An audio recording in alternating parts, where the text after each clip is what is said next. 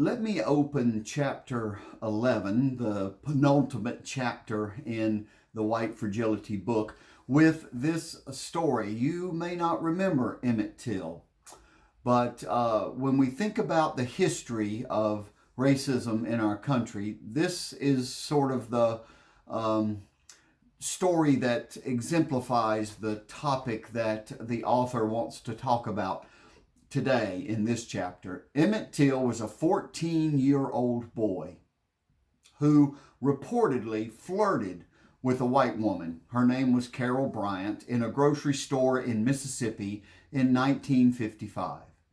She reported this alleged flirtation to her husband, Roy Bryant, and a few days later, Roy and his half-brother, J.W., lynched Emmett Till. Abducting him from his great-uncle's home, they beat him to death, they mutilated his body, they sank him in the Tallahatchie River, and an all-white jury acquitted these men, who did later admit to the murder. On her deathbed, Carolyn, the white woman who made the accusation, in 2017, that she passed, and she recanted the story and admitted that she had lied. And it cost this 14-year-old boy a brutal torture and death at the hands of her husband. The murder of Emmett Till is just one example of the kind of history that informs a warning, an oft-repeated warning from African American colleagues. And the phrase is, when a white woman cries, a black man gets hurt. So you and I are not going to be as sensitive to this as a person of color. And it goes back to this understanding of the history of racism. And we can't deny the history. So that's part of the struggle that we're working with today. She says a classic example, and the title of this chapter 11 is called White Woman's Tears.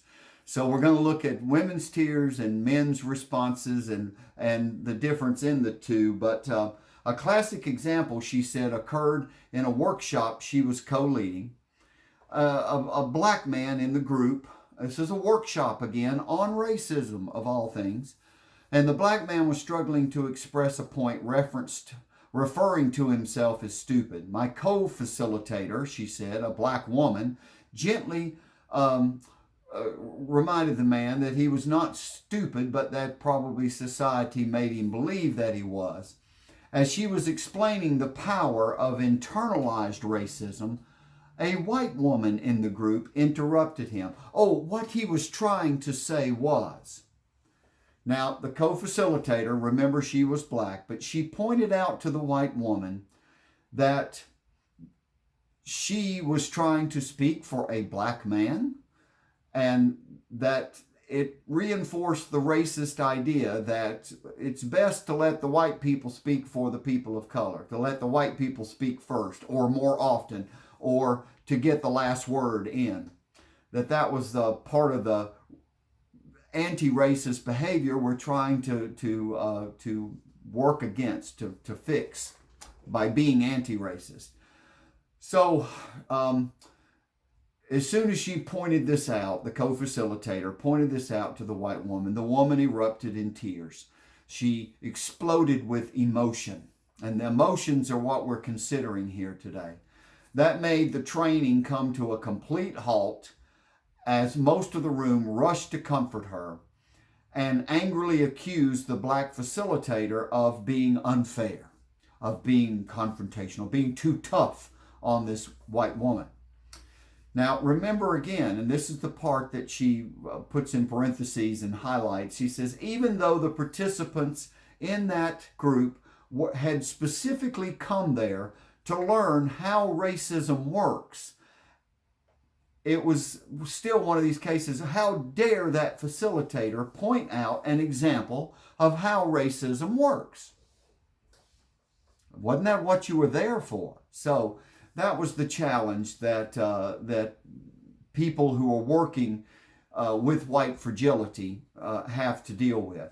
And I want to call up one of these quotes from people, and I won't get into the details of who quoted what and how it was footnoted, but just one of the people that she interviewed said, "Imagine first responders showing up to the scene of an accident, and they rush to comfort the person in the car, not the pedestrian who was struck. So a person is hit by a car and is laying there on the highway, broken up by being struck by the car. When the first responders show up, they rush to attend to the person in the car, not the pedestrian lying on the street." What we're talking about here is white distress, white suffering, white victimization. And the title of this becomes A White Woman's Tears. So as she began to introduce us to this topic, she said she would like us to believe, and this is one of the points that she's been making throughout the chapter, believe that racist assumptions are inevitable. We are going to be racist. If we interpret racism is not that they are lesser people, but that the white race dominates, is supreme in the culture in which we live. We carry the bulk of the power, the bulk of the political status, the bulk of authority, the bulk of the opportunity. That's kind of what we're talking about if we're going to define racism in a less than textbook manner. But so racial assumptions are inevitable, but can be changed if we're willing to talk about it, if we'll quit being so fragile. All right. So emotions are not necessarily a natural expression. It can be, and you know this, that people can manipulate. They can distract from the point at hand. If you can focus on the emotions being expressed instead of the issue that's going on here. So emotions are a result of frameworks we're using to make sense of social relations. So think back to that story now of Emmett Till. When a white woman cries, typically what happens? A black man gets hurt. So there's a long historical backdrop of black men being tortured and murdered because of a white woman's distress. So we have to think about our emotions in a new perspective. See it from another point of view as we talk about this. Because in that workshop, when the woman started crying, actually come there to find out how racism works. The facilitator points out, this is one way that racism works. You are going to speak for this person of color. You're going to explain it better than they will explain it themselves. And that causes the woman to burst into tears. While she is being given attention, the people of color are yet again abandoned or blamed. So she's in the car and getting all the attention from the first responders, and the people of color, or the person laying on the street that got hit by the car, they're being ignored. That's the point of this. So racism becomes, again, about white distress, white suffering, white victimization. Now, white men react typically a little differently. They have varying forms of dominance and intimidation. As we've said, since they are not only white, they are male, they are at the very top of the pyramid of supremacy or dominance in society. So men will tend to control the conversation. White men speak first, speak last, and speak the most. I got into a situation in my district. We were doing a Zoom meeting, and I felt like I did that. There were black clergy involved in that discussion, and they were invited to share with us their feelings, and yet I felt, and when I got my turn, I spoke too much. I talked too much, and that was part of the problem. I think I was going on about this injustice and that injustice, and I was just an old white man speaking basically out of my lane. Does that make sense? Another white man approach is arrogant and disingenuous invalidation of racial inequality.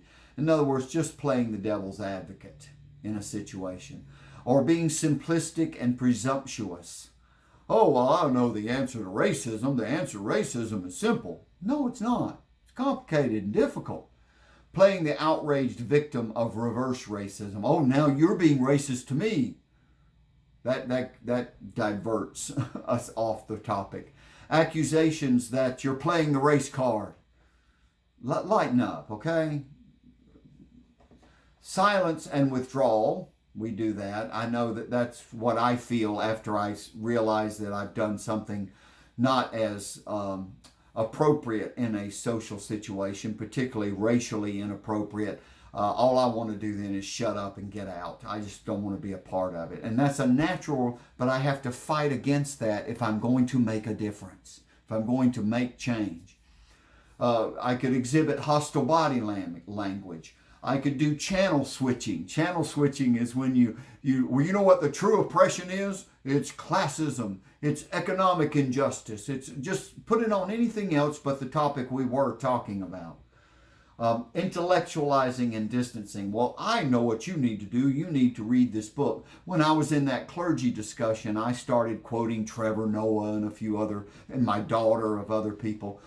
I really, again, old white man speaking too much out of his lane. Correcting the racial analysis of people of color and white women. Mansplaining, you've heard of that before. Well, it's even worse when you're dealing with people of color. Correcting. Let me explain it to you. I know how to do this. So the white man takes the dominance.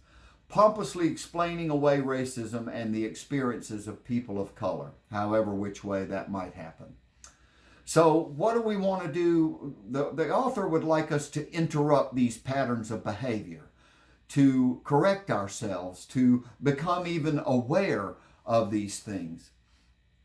Racially inequitable relations are the comfort zone for white people. And when we're out of that comfort zone, I spoke before, we're okay with tokenism. But when the racial balance flips for us and suddenly we're in the minority, that's terrifying. And it's part of what I see as the resurgence of white nationalism and white supremacy groups. There's a great fear now that America is getting browner and browner and browner.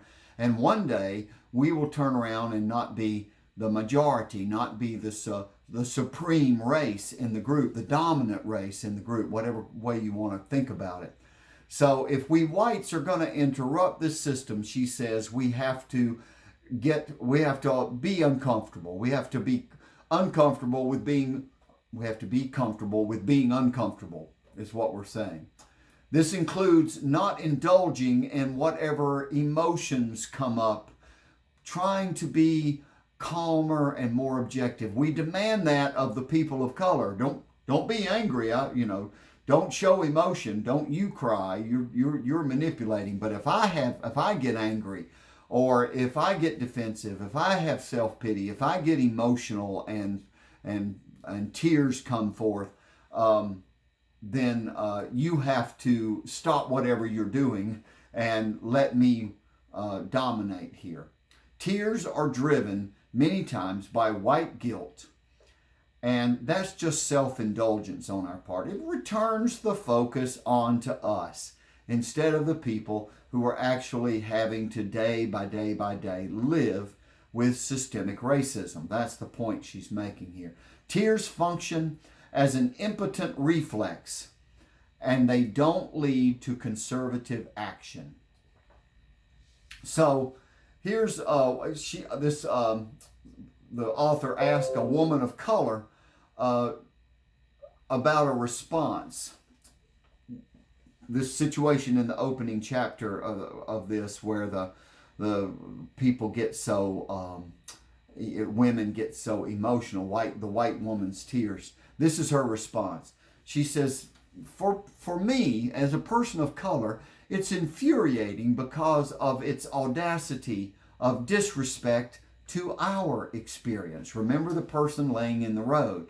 The person in the car is getting the attention. The person laying in the road is being ignored. You are crying because you are uncomfortable with your feelings, when we, the people who got hit by the car, the people that are suffering from this, are barely allowed to have any emotions. You are ashamed or some such thing, and you cry. But we're not allowed to have any feelings, because then we are perceived as being difficult. We're supposed to remain stoic and strong, because otherwise we become angry, scary people of color, threatening and all of that. Do you know that if you really look at the facts, the the Black Lives Matter movement has not been nearly as violent on human beings as the other side, the white racist. And again, just look at our history. How many white men have been lynched? But how many black men have been? So you just think about that. So she says, we're only allowed to have feelings for the sake of your entertainment, as in the presentation of our funerals. And even then, there are expectations of what is allowed for us to express. We are abused daily, beaten, raped, killed. But you are sad, and that's what is important. And that's why it is so hard to take this, sitting in these social situations where we are presumed to be in equal, there's an egalitarian society. It's not. All right, so again, back to tears as a way to manipulate. I've seen tears, she says, manipulate men of all races. And then she goes on to talk about white men obviously sit in the highest places in the gender hierarchy and in the racial hierarchy. White men could acknowledge white women's humanity, and therefore white women increase access to resources benefited, all these, giving this attention to white women, giving them, even if we had to fight for suffrages and those kinds of opportunities for women, it ended up benefiting white men. But this humanity has yet to be granted to women of color, legitimizing white women as the targets of harm with their tears or their emotions. Both white men and women are accruing social capital. People of color then are abandoned and left to bear witness as the resources meted out to white people actually increase yet again on their backs. Ameliorating, reducing this, bringing this down, a white woman's distress as quickly as possible, may be felt as a literal matter of survival for black men. Again, a white woman cries, uh-oh, there's going to be trouble. White people do need to feel grief about the brutality of white supremacy and our role in it, the fact that we live in this water, swim in it, so to speak. But because emotions are indicators of internal frameworks, they can become an entry point into deeper self-awareness that would lead us to possibly action, to doing something about it. So let's examine what's at the root of our emotions. Is it shame because you were unaware, clueless about this? Was it guilt for hurting someone or being socially awkward or socially wrong in a racial situation? Hurt feelings because we think you must have misunderstood us. Because remember, the core understanding is racism is bad and only bad people are racist. So if someone dares to call you or I racist, then we are being told we are bad people. You've misunderstood me. I didn't mean it that way. No, it's the common denominator amongst all white people.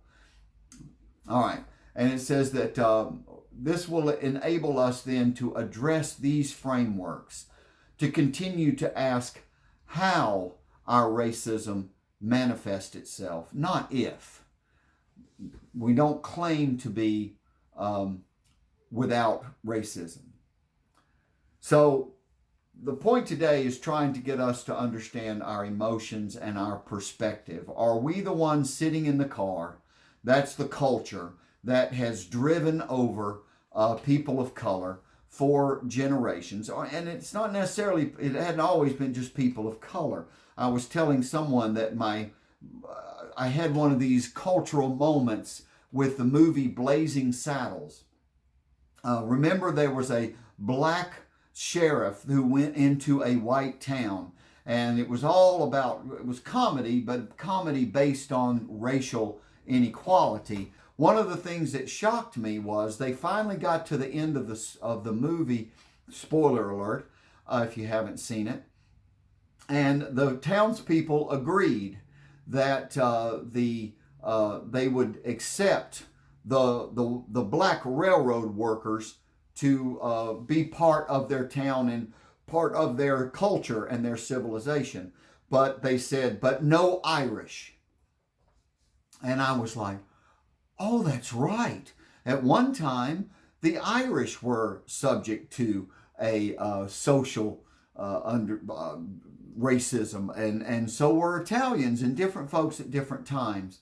But the bottom line is, for people of color, it has been continuous since the founding of this nation. Even the British tried to use that against us in the Revolutionary War. They were actually appealing to black slaves in the colonies to leave their colonists, to leave their plantations, their workplaces, and become a soldier for the redcoats.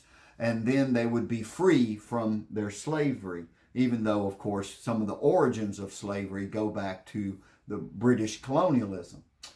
Well, it's a tricky thing. And finally, we're going to skip next week because of fall break, and I don't want to take a little time and not have these weekly demands.